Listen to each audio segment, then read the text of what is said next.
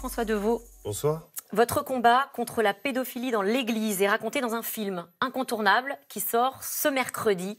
Grâce à Dieu, vous êtes le président de La Parole Libérée, la principale association en France de victimes de prêtres pédophiles. La décision de justice vient de tomber aujourd'hui. Grâce à Dieu pourra bien sortir au cinéma cette semaine. Le film raconte votre terrible histoire et celle d'autres victimes du père Prénat, accusé de viol sur des enfants. L'avocat du prêtre souhaitait que ce film sorte après le procès.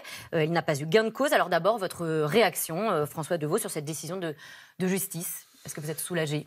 On n'était pas très inquiets. Ce recours judiciaire n'avait pas grand fondement. Un procès vient de se tenir, qui a eu un retentissement mondial, qui est basé sur les faits commis par Bernard Prénat.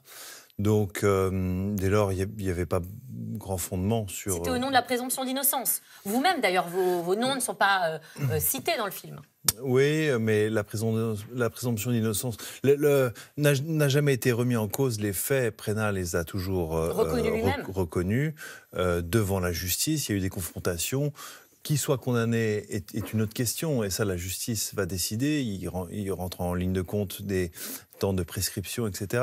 Mais sur la véracité des faits, il n'y a pas débat. Alors, grâce à Dieu, c'est l'histoire de votre association, La Parole Libérée, le dur combat pour se faire entendre quand on est victime de viol enfant. Je vous propose qu'on regarde un extrait de la bande-annonce et puis on en parle après. Les samedis après-midi, il m'emmenait dans le local photo de la paroisse. Il me disait, c'est notre secret. Je suis horrifié par ce que vous me dites. Ça fait plus de 30 ans, Alexandre. Maman, il s'agit d'aujourd'hui, du père Prénat qui est toujours en contact avec des enfants. Tu as toujours été doué pour remuer la merde. Tu n'as pas le monopole de la souffrance, y a pas que toi qui souffres ici, hein. La vérité qui sort enfin. Ah ben bravo. La vérité, c'est que tu nous emmerdes avec ton histoire de curé. Les parents parlent que de ça, hein, jour et nuit. Tu t'as toujours tourné autour de toi, de tes putains de problèmes. Mais pourquoi tu fais tout ça, papa? Pour que ce que j'ai subi se reproduise plus. Et puis pour vous.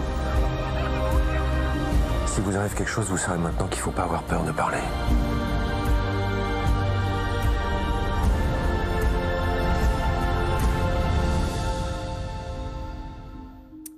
Comment est-ce que vous avez réagi en voyant ce film pour la première fois ? Alors, c'est très difficile. Il y a deux angles de vue. Il y a la cause qu'on défend au travers de cet engagement associatif. Et puis, il y a une mise à nu qui rentre un peu dans notre intimité, qui est beaucoup moins agréable sur un plan personnel. Mais c'est l'intérêt de la fiction, c'est que François Ozon a pu mettre en évidence des choses qu'on n'a jamais voulu montrer, et pour autant on prend conscience en visionnant ce film que ça aide, ça contribue énormément au débat et ça montre que ça a une répercussion sur du très long terme dans les familles, y compris pour des personnes qu'on peut considérer ayant dépassé ces souffrances-là. Ça vous a aidé à en parler?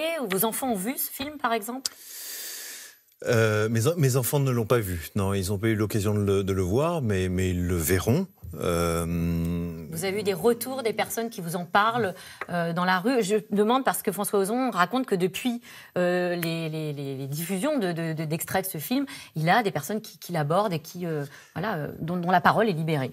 En fait, le fait même d'exposer cette intimité montre à d'autres personnes qui ont approché de près ou de loin par ce sujet-là qu'on peut en parler assez librement et que finalement, ceux qui nous classent dans une catégorie du fait qu'on ait pu subir ça n'a pas de fondement. Et donc, on voit bien que la honte change de camp et que la perception de la victime change. Et ça faisait partie des sujets qu'on voulait Vous parlez de la perception, ça c'est très important, mais on voit justement à quel point aussi les répercussions sur l'entourage sont violentes. On entend là dans la bande-annonce qu'on a vue une des mamans, la maman d'une des victimes qui lui dit « Tu as toujours été doué pour remuer la merde ».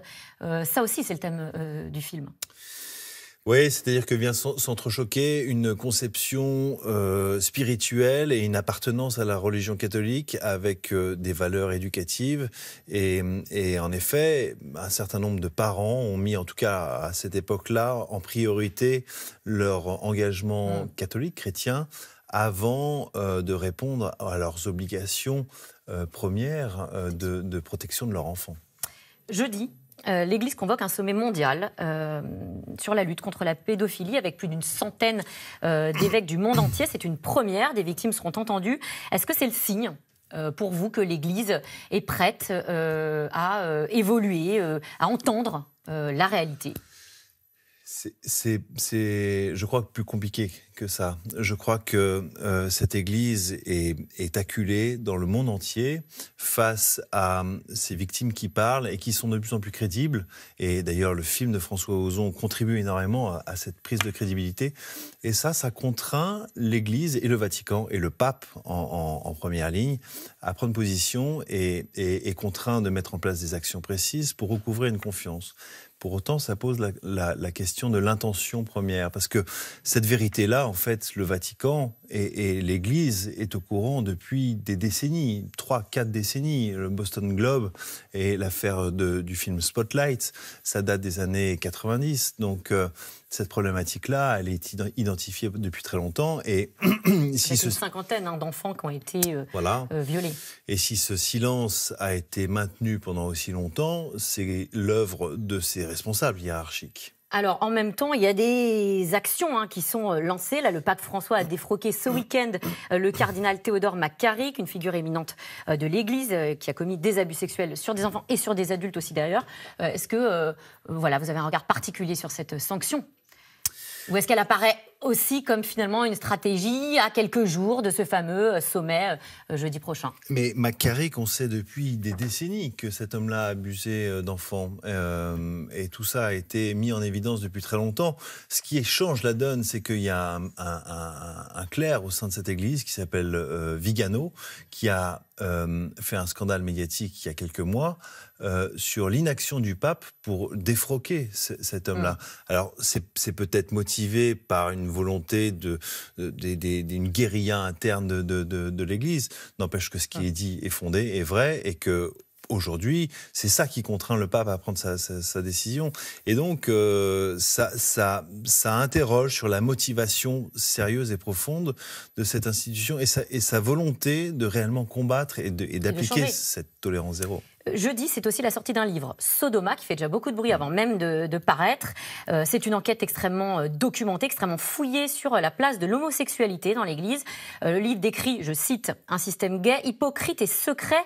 En quoi ces révélations permettent de mieux comprendre l'omerta qui règne dans l'Église ?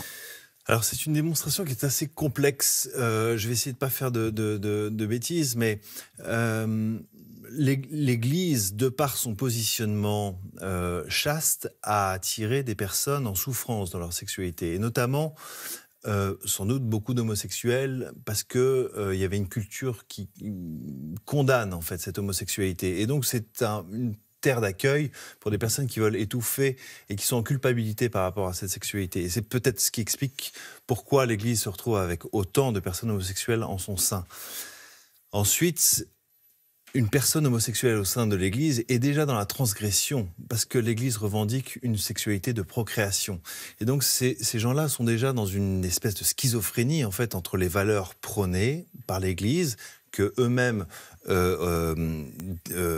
évangélisent, développent, et leurs propres démons, parce qu'ils le vivent comme ça, ils vivent leur homosexualité dans une culpabilité. Et donc vient se positionner à cet endroit-là une confusion, une transgression, une culpabilité, une sorte de schizophrénie, et qui évite en fait de placer, de graduer en fait les choses et de distinguer le crime d'une attirance sexuelle homosexuelle qui n'a rien de condamnable. Juste très rapidement, est-ce que ça pose pas aussi la question juste de la place de la sexualité dans l'Église, avec peut-être des fondements à revoir autour du célibat ou de l'abstinence ? Bien évidemment, je crois qu'il serait temps d'aborder cette question. À chaque fois qu'on pose cette question, l'Église nous répond que le vœu de célibat, que les célibataires n'ont jamais agressé sexuellement des enfants, et c'est mal connaître ce qu'est le vœu de célibat dans l'Église. Eh bien merci François Deveau. Merci à vous. Je rappelle que vous êtes président de La Parole Libérée. Tout de suite, c'est dans l'air avec Caroline Roux, ne bougez pas.